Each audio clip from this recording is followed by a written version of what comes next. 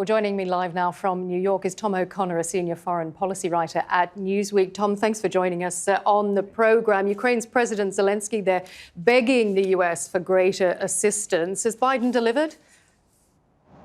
Yeah, certainly. So it looks like that $800 million package that was released just hours afterwards. Of course, this was in the works for some time. Many media outlets had known that. It's something that obviously was also, I think, planned in line with this very impassioned speech to the U.S. Congress. It's not very often you see foreign leaders speak directly to lawmakers in this fashion.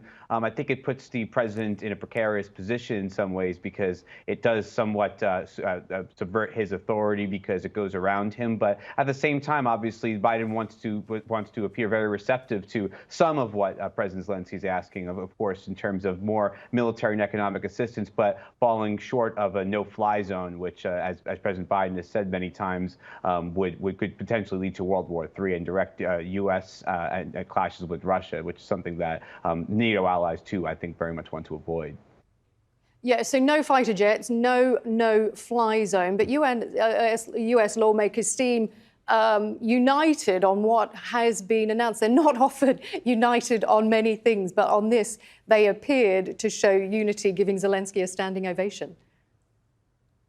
Yeah, certainly. So I think that, domestically, President Biden wants to appear, as I said, receptive to this. He wants to ensure he can counter any current or potential future arguments from especially Republicans saying that he was too soft on Russia, while, of course, maintaining a line that he does not want to get too further entangled in this war directly. I think that it'll be interesting to see how this sort of weaponry changes the battlefield if it does. Of course, we know that Russia has been met with fierce resistance already as it encircles some of the major cities. But Russia has also threatened to strike Western convoys of sending weapons to Ukraine on Ukrainian territory. And it has threatened that parties that allow Ukraine to use its airspace or territory, or potentially even sending arms to these convoys, could somewhat become parties to this conflict. So there is a bit of a provocative element to this, I think, as far as Russia sees it. And it'll be interesting to see whether this is able to make any sort of fundamental change in the shift of the battlefield, because it does seem right now that Ukraine's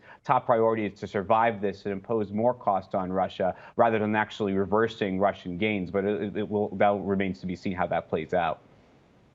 And just going back to the support that Congress has given this assistance package, this is a Republican Party that in the past has supported Vladimir Putin.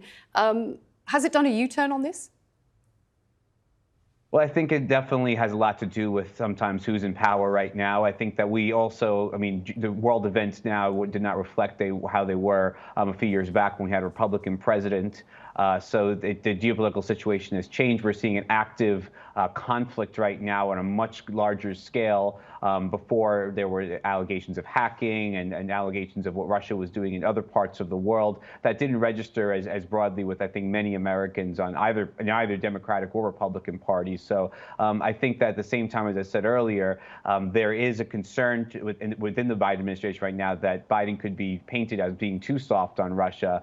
So it'll be interesting to see how that's maneuvered, especially with the midterm elections coming up. I think that domestically right now, the president certainly wants to appear tough, strong, and with the right leadership to navigate through this crisis.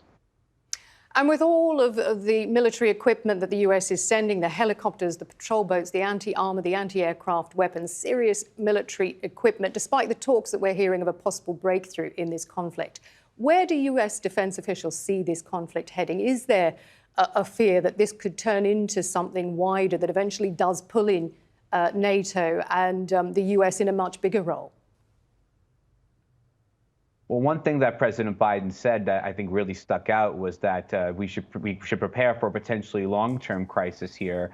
There has been, as you mentioned, some talks of breakthroughs. There was a bit of pushback on that from the Ukrainian side, which essentially said that the draft that had leaked was really just the Russian side of the story, that there wasn't really a major breakthrough. But we are hearing indications, nonetheless, that the sides appear closer to an agreement than before, especially on the element of potential Ukrainian neutrality from NATO.